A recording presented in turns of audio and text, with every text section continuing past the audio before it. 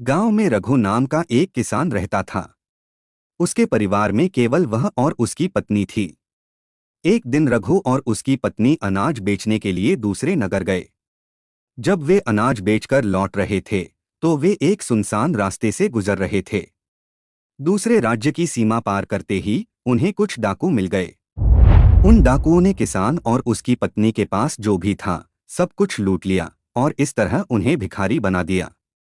डाकू जाने के बाद किसान और उसकी पत्नी चिंता में पड़ गए और सोचने लगे कि अब आगे क्या किया जाए। अनजान शहर में उनकी स्थिति और भी बुरी हो गई थी, क्योंकि वहां पैसा ही सब कुछ होता है। रघु अपनी पत्नी के साथ अनजान शहर की ओर बढ़ने लगा। उसे यह चिंता सता रही थी कि अब क्या करें और कैसे करें। इसी चिंता में चलते चलते नगर के बाहर उन्हें एक महात्मा की कुटिया दिखाई दी। किसान अपनी पत्नी को लेकर कुटिया की ओर चल दिया। जब वह कुटिया के पास पहुंचा तो उसने देखा कि वहां एक महात्मा बैठे हुए अपने शिष्यों को प्रवचन दे रहे थे। महात्मा को देखकर किसान सोचने लगा कि क्यों न इन साधु महाराज से अपनी समस्या बताई जाए, शायद वे इसका कोई समाधान दे सकें। यह सोचकर किसान महात्मा के पास पहुंचा और उन्हें प्रणाम किया। बहुत ही विनम्र स्वर में उसने अपनी समस्या महात्मा को बताई और कहा, महाराज, यदि किसी तरह आप मेरी पत्नी को किसी सेठ के पास गिरवी रखवाकर मुझे कुछ पैसे दिलवा दें तो आपकी बहुत कृपा होगी। महात्मा ने किसान की बात सुनी और उस पर दया आ गई। उन्होंने अपने परिचित सेठ के बारे में बताया और किसान को उसके पास भेज दिया। किसान अपनी पत्नी को लेकर सेठ के पास पहुंचा और हाथ जोड़कर बोला, सेठ जी, मुझे कुछ पैसों की आवश्यकता है। मेरे पास गिरवी रखने के लिए और तो कुछ नहीं है, बस मेरी पत्नी है। आप मेरी पत्नी को गिरवी रखकर मुझे कुछ पैसे दे दीजिए। मैं उन पैसों से व्यापार करके जल्दी ही आपकी रकम ब्याज सहित वापस कर दूंगा और अपनी पत्नी को छुड़ा लूंगा। तब तक मेरी पत्नी आपके दिए हुए पैसों में आपके पास गिरवी रहेगी। सेठ ने किसान की बात सुनी और पैसे देने के लिए तैयार हो गया। उसने किसान की पत्नी को गिरवी रख लिया और किसान को पैसे दे दिए। किसान ने सेठ से पैसे लेकर व्यापार शुरू किया। वह अनाज का व्यापार करने लगा और अब वह किसान से व्यापारी बन गया। वह सस्ते दामों में किसानों से अनाज खरीदता और उसे महंगे दामों में जरूरतमंद किसानों को बेचता था। इस प्रकार रघु ने उन पैसों से बहुत ही कम समय में अच्छा खासा धन अर्जित कर लिया। जब रघु ने खूब पैसा कमा लिया तो 8 महीने बाद वह फिर उसी नगर में वापस लौट आया जहां उसने अपनी पत्नी को सेठ के पास गिरवी रखा था। नगर में पहुंचकर रघु सीधा सेठ के पास गया और कहा, सेठ जी, मैं 8 महीने पहले आपकी पास अपनी पत्नी को गिरवी रखकर गया था। आप अपना हिसाब करके मुझसे रुपए ले लीजिए और मेरी पत्नी को मुझे वापस लौटा दीजिए। यह सुनकर सेठ ने कहा, भाई, क्या बताऊं, आज से 3 महीने पहले तुम्हारी पत्नी अचानक बीमार पड़ गई और उस बीमारी के कारण उसकी मृत्यु हो गई। मैंने उसकी बहुत इलाज करवाया, अच्छे से अच्छे वैद्य को बुलाया, लेकिन मैं फिर भी उसे नहीं बचा सका। रघु ने जब यह सुना तो वह बहुत दुखी हुआ। फिर थोड़ा धीरज रखकर उसने सेठ से कहा, सेठ जी, जो होना था वह तो हो चुका है। शायद मेरे नसीब में ही ऐसा लिखा हुआ था। वह मेरे साथ रहती तब भी आयु पूरी होने पर उसे मरना ही पड़ता। होने को कौन टाल सकता है। फिर भी आप अपने पैसे मुझसे ले लीजिए ताकि मुझे इस बात का संतोष हो जाए कि मैंने अपना कर्ज चुका दिया और अपनी पत्नी को गिरवी रखने के कलंक से खुद को बचा लिया। रघु की बात सुनकर सेठ बोला, नहीं भाई, अब मैं तुझसे वह पैसे कैसे ले सकता हूँ। जब मैं तुम्हारी अमानत ही तुम्हें नहीं लौटा सकता तो अपना कर्ज वापस लेने का मुझे कोई हक नहीं है। रघु ने बार बार सेठ से अपना कर्ज वापस लेने का आग्रह किया, परंतु सेठ नहीं माना। उदास भाव से रघु जब वहां से निकला तो रास्ते में फिर उसी स्थान पर पहुंचा जहां वह पहली बार साधु महात्मा से मिला था। हमेशा की तरह साधु महात्मा अपने चबूतरे पर बैठे हुए अपने शिष्यों को प्रवचन सुना रहे थे। रघु भी मन की शांति के लिए वहीं जाकर बैठ गया और महात्मा के प्रवचन सुनने लगा। साधु महात्मा ने जब रघु को देखा तो उसे पहचान गए और उसका हालचाल पूछने लगे। रघु ने पूरा घटनाक्रम महात्मा को बता दिया। वह साधु एक सिद्ध महात्मा थे। रघु की बात सुनकर साधु ने कहा, भाई, उस सेठ ने तेरे साथ धोखा किया है। तेरी पत्नी निश्चित रूप से जीवित है। सेठ ने या तो उसे अपने घर में छुपा लिया है या किसी परिचित के यहाँ दूर भेज दिया है। अब तू ऐसा कर, यहाँ के राजा के पास चला जा और राजा से प्रार्थना कर कि वह तेरी पत्नी को सेठ से दिलवा दें। इस नगर का राजा बहुत ही बुद्धिमान व्यक्ति है और वह निश्चित ही तेरी पत्नी को सेठ से वापस दिलवा देगा। उसके दरबार में ही तुम्हारा फैसला होगा। रघु ने साधु महात्मा की बातें सुनी और उनकी सलाह मानकर राजा के दरबार में जाने के लिए चल पड़ा। रघु राजा के दरबार में पहुंचा और वहां जाकर राजा से गुहार लगाने लगा, महाराज, मेरी पत्नी को सेठ से मुझे दिलवा दीजिए। मैंने सेठ से कुछ धन उधार लिया था और बदले में अपनी पत्नी को गिरवी रखकर गया था। जब मैं धन लेकर अपनी पत्नी को लेने गया तो वह कह रहा है कि उसकी मृत्यु हो गई है।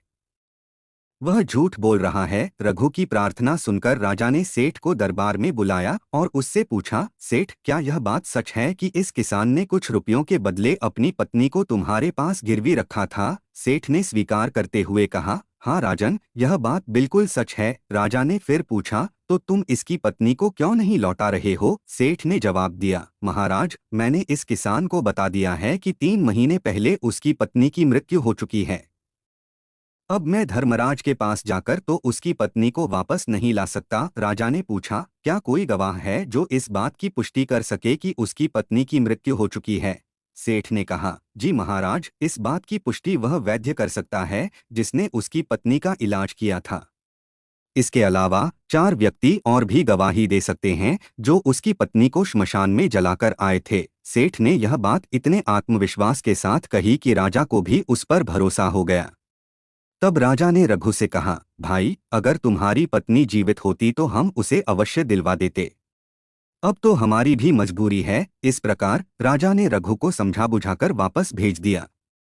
रघु फिर से साधु महात्मा के पास पहुंचा और राजा और सेठ के दरबार में कहे गए सभी बातों को विस्तार से महात्मा को बता दिया।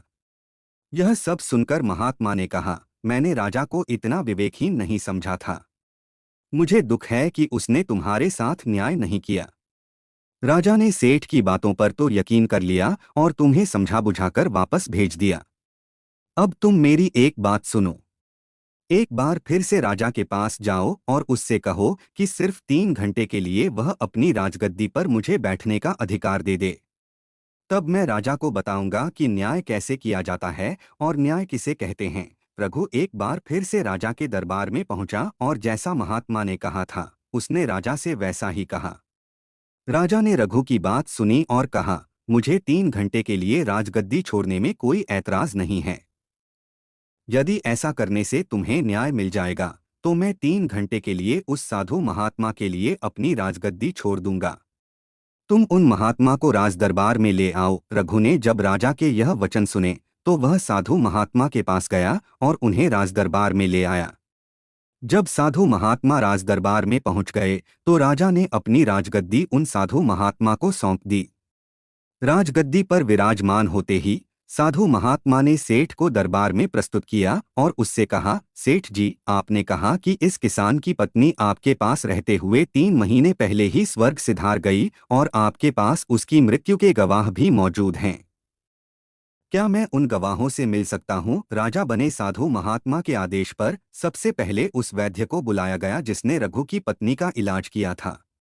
साधु ने वैद्य से पूछा, क्यों भाई, आपने ही रघु की पत्नी का इलाज किया था? वैद्य बोला, जी हुजूर, मैंने ही रघु की पत्नी का इलाज किया था। साधु बोले, अच्छा वैद्य जी, मुझे यह बताओ कि तुम रघु की पत्नी का इलाज करने के लिए सेठ के घर जाते थे या फिर रघु की पत्नी इलाज करवाने के लिए तुम्हारे पास आती थी? वैद्य ने उत्तर दिया, महाराज, सेठ जी मेरे औषधालय पर स्वयं आकर दवा ले जाते थे। साधु बोले, यानी तुम यह विश्वास के साथ नहीं कह सकते कि वह दवा सेठ रघु की पत्नी के लिए ही ले जाता था या फिर किसी और के लिए? वैद्य ने सहमति में सिर हिलाया और बोला, हाँ महाराज, मैं यह यकीन के साथ नहीं कह सकता कि सेठ किसके लिए दवाई ले जाते थे। साधु बोले, इसका मतलब तो यह हुआ कि तुम मरीज को बिना देखे ही दवाइयाँ देते हो। यह तो बहुत ही गंभीर है। तुम दवा के स्थान पर किसी को जहर भी तो दे सकते हो, और हो सकता है तुम्हारे द्वारा दिए हुए जहर से ही रघु की पत्नी की मृत्यु हुई हो। साधु की बातें सुनकर वैद्य का चेहरा पीला पड़ गया और वह डर के मारे बोला, नहीं हुजूर, ऐसा हरगिज नहीं हो सकता। मैं अपने किसी मरीज को दवा के बदले भला जहर क्यों दूंगा। साधु महात्मा बोले, अब तो तुम ऐसा ही कहोगे। मैं तुम्हें अपने कर्तव्य के प्रति लापरवाही करने के और एक मरीज के जीवन से खिलवाड़ करने के अपराध में 50 कोड़े लगाने का आदेश देने जा रहा हूं। इसके साथ ही तुम्हारा मुंह काला करके सारे नगर में तुम्हें घुमाया भी जाएगा। अब तुम सोच लो कि सच बोलोगे या मैं सैनिकों को तुम्हें गिरफ्तार करने का आदेश दूं। यह सुनकर वैद्य का शरीर कांपने लगा और वह साधु के कदमों में गिरकर बोला, हुजूर, मुझे माफ कर दीजिए। मैं स्वीकार करता हूं कि मैंने सेठ के किसी मरीज का कोई इलाज नहीं किया। सेठ ने मुझे पैसे दिए थे और कहा था कि यदि गवाही की आवश्यकता पड़े तो ऐसा कहकर उसके पक्ष में गवाही दे दूं। मेरा अपराध बस इतना ही है। राजा बने साधु महात्मा ने कहा, वैद्य जी, आपने अपराध तो किया है, इसलिए मैं तुम्हें झूठी गवाही के इल्जाम में 100 कोड़े लगाने का आदेश देता हूं। साधु महात्मा के आदेश का सैनिकों ने तुरंत पालन किया। उन्होंने वैद्य को पकड़ा और दरबार में ही उसे कोड़े लगाने लगे। पहले कोड़े के साथ ही वैद्य जोर से चीख पड़ा और कहने लगा, महाराज, मुझ पर रहम कीजिए। हर कोड़े के साथ उसकी चीखें दरबार में गूंज उठीं। वैद्य के साथ ऐसा होते देख सेठ के चारों गवाहों के कलेजे दहल गए। अब बारी उन चारों गवाहों की आई। साधु महात्मा ने उनसे पूछा, तुम लोगों का कहना है कि तुम चारों ने रघु की मृत पत्नी का शव ले जाकर शमशान में जलाया था। मुझे यह बताओ, अंतिम संस्कार से पहले जब मृत शरीर को स्नान कराया जाता है और फिर उसे कफन में लपेटकर धरती पर रखा जाता है, तो क्या तुमने उस स्त्री का मृत शरीर देखा? यह सुनकर चारों गवाह कहने लगे, नहीं हुजूर, हमने उसका मृत शरीर नहीं देखा। जब सेठ जी ने अर्थी तैयार कर ली थी, तभी हम उसे शमशान में ले गए और जलाया। साधु महात्मा बोले, और तुमने यह जानना भी उचित नहीं समझा कि उस अर्थी में कोई मृत व्यक्ति लेटा है या कोई जीवित व्यक्ति? कहीं ऐसा तो नहीं कि किसी जहरीले पदार्थ से बेहोश व्यक्ति उसमें लेटा हो और तुमने उसे जलाया है? यह तो एक बहुत ही गंभीर अपराध है। इसके लिए तुम लोगों को मृत्युदंड भी दिया जा सकता है। यह सुनकर चारों गवाहों के हाथ पांव ठंडे पड़ गए। साधु ने सेठ की तरफ देखा और कहा, सेठ जी, तुम्हारे गवाहों की तो पहले ही हवा निकल गई है। अब तुम बताओ कि किसी की इच्छा के विपरीत किसी की पत्नी को जबरदस्ती घर में रखना और अमानत में खयानत के अपराध में तुम कौन सी सजा पाना पसंद करोगे? साधु की बात सुनकर सेठ का चेहरा सफेद पड़ गया और वह कुछ बोल नहीं सका। साधु बोले, सेठ, इससे पहले कि मैं तुम्हें 10 साल के कठोर कारावास की सजा दूं, अभी भी समय है कि तुम इस रघु किसान की पत्नी को दरबार में हाजिर कर दो। सजा के डर से सेठ ने तुरंत अपने सेवकों को घर भेजा और रघु की पत्नी को दरबार में प्रस्तुत किया। साधु महात्मा ने रघु को उसकी पत्नी सौंप दी और सेठ को झूठी गवाही के अपराध में 5 महीने की कैद की सजा सुना दी। उन चारों गवाहों को भी कड़ी सजा दी गई। यह देखकर राजा आश्चर्यचकित रह गया और साधु महात्मा से कहा, महात्मा, आप धन्य हैं। आपने मुझे सिखा दिया कि न्याय कैसे किया जाता है। राजा की बात सुनकर वह साधु महात्मा बहुत गंभीरता और भावनाओं से भरे हुए स्वर में बोले, राजन, मेरी 3 बातें सदैव याद रखना। कभी भी इन 3 स्थानों पर अपनी पत्नी को अकेला नहीं छोड़ना चाहिए। अब मैं आपको बताता हूं कि ये कौन से स्थान हैं जहां यदि कोई अपनी पत्नी को अकेला छोड़ता है तो उसे बहुत ही पश्चाताप करना पड़ता है। पहला स्थान है अगर आपकी पत्नी को कोई बीमारी घेर ले और वह बीमार पड़ जाए। ऐसी स्थिति में कभी भी उसको बीमारी में अकेला छोड़कर नहीं जाना चाहिए। जब कोई मनुष्य किसी स्त्री से विवाह करता है तो वह वचन देता है कि मैं तेरे सुख दुख में और आजीवन तुम्हारे साथ रहूंगा। इसलिए बीमारी की हालत में उसके साथ सदैव बने रहिए और उसकी देखभाल करिए। जिस तरीके से पत्नी अपने पति की सेवा करती है, उसी तरह से पति का भी कर्तव्य बनता है कि वह अपनी पत्नी की सेवा में हमेशा तत्पर रहे। यह आपका कर्तव्य है। दूसरा स्थान है अगर आपकी पत्नी निर्दोष है और कोई उस पर झूठा लांछन लगाता है। ऐसी स्थिति में सदैव तुम्हें उसके साथ खड़े रहना चाहिए। एक लड़की अपने माता पिता का घर इसी आस में छोड़कर आती है कि उसका पति उसकी भावनाओं को समझेगा और हर स्थिति में उसका साथ देगा। इसलिए जब दुनिया वाले उस पर कोई झूठा दोष लगाते हैं तो आपको अपनी अर्धांगिनी के साथ खड़े रहना चाहिए। ऐसे समय में उसे कभी भी अकेला नहीं छोड़ना चाहिए और उसे यह आश्वासन देना चाहिए कि तुम बिल्कुल भी चिंता मत करो, मैं तुम्हारे साथ खड़ा हूँ। तीसरा स्थान है, कभी भूलकर भी अपनी पत्नी को पराये पुरुषों के पास नहीं छोड़ना।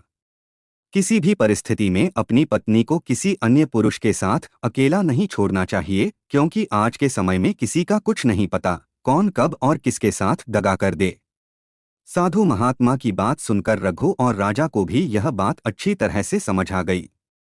दोस्तों, आपने आज के इस वीडियो से क्या सीखा, वह मुझे आप कमेंट में बता सकते हैं।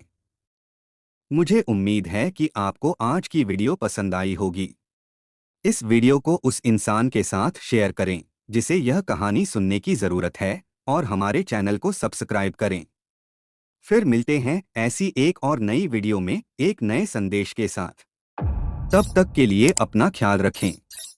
धन्यवाद और नमो बुद्धाय।